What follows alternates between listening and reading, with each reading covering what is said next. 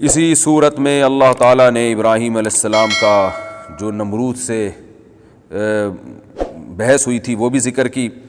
ابراہیم علیہ السلام نے کہا میرا رب جو ہے میرا رب زندہ کرتا ہے اور موت بھی دیتا ہے۔ تو بادشاہ نے کیا کہا کہ میں بھی تو زندہ کر سکتا ہوں۔ ایک شخص جس کے پھانسی کا فیصلہ ہونے والا تھا اس کو کہا، چھوڑ دیا کہ دیکھو یہ مرنے والا تھا، میں نے اس کو حیات دے دی۔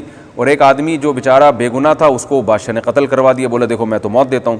تو ابراہیم علیہ السلام نے کہا ٹھیک ہے، میرا رب تو مشرق سے سورج نکالتا ہے، تو مغرب سے نکال کے دکھا۔ تو بیچارہ تو نہیں کہنا چاہیے، وہ جو ہے نا مبہوت ہو گیا۔ اللہ نے اسی میں ایک واقعہ بیان کیا کہ کوئی بزرگ تھے پچھلے زمانوں میں، تو یا کوئی پیغمبر تھے، اس کا قرآن میں ہمیں واضح تذکرہ نہیں ملتا، تو انہوں نے کہا کہ اللہ تو جب ہم ہڈیاں ہو جائیں گے کیسے زندہ کرے گا؟ ان کے دل میں کوئی شبہ یا شک نہیں تھا، بس ویسے ہی اطمینان قلب کے لیے۔ تو قرآن کہتا ہے کہ اللہ نے ان کو موت دے دی۔ کالذی مر علی قریۃ وہی خاویۃ علی عروشہا، ایک بستی کے پاس سے گزرے جو تباہ ہو چکی تھی، تو انہوں نے کہا اللہ یہ تو مر گئے، کھپ گئے، کیسے قیامت میں دوبارہ زندہ ہوں گے؟ اللہ نے انہی کو موت دے دی، اور 100 سال کے بعد اللہ نے ان کو اٹھایا، اور پھر اللہ نے پوچھا بتاؤ تم کتنے دن سوئے ہو، یہ کتنے دن تمہیں پر موت واقع ہوئی ہے؟ انہوں نے کہا 1 دن یا اس سے بھی آدھا۔ اللہ نے کہا کہ تمہیں میں نے 100 سال تک موت دی ہے، 100 سال کے بعد اٹھایا ہے۔ فانظر الی طعامک و شرابک لم یتسنى، اپنا کھانا اور پینا دیکھو ذرا بھی خراب نہیں ہوا، 100 سال تک اللہ نے اس کی بھی حفاظت کی۔ وانظر الی حمارک، اور اپنے گدھے کی طرف دیکھو، گدھا جو ہے نا مر کے ہڈیوں کا ڈھانچہ بن چکا تھا، اللہ نے اسے زندہ کر دیا۔ کہا یہ اپنے گدھے کی طرف دیکھو۔ وَلِنَجْعَلَكَ آیَةً لِلنَّاسِ وَانظُرْ إِلَى الْعِظَامِ كَيْفَ نُنشِزُهَا، دیکھو ان ہڈیوں کو ہم کیسے دوبارہ اکٹھا کرتے ہیں، ثُمَّ نَكْسُوهَا لَحْمًا، ان پہ گوشت کیسے چڑھاتے ہیں۔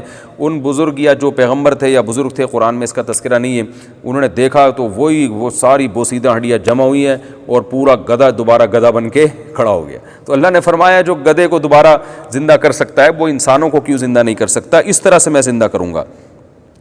پھر ابراہیم علیہ السلام کا بھی اللہ نے تذکرہ کیا۔ ابراہیم علیہ السلام نے اللہ سے پوچھا اللہ تو مردوں کو کیسے زندہ کرے گا؟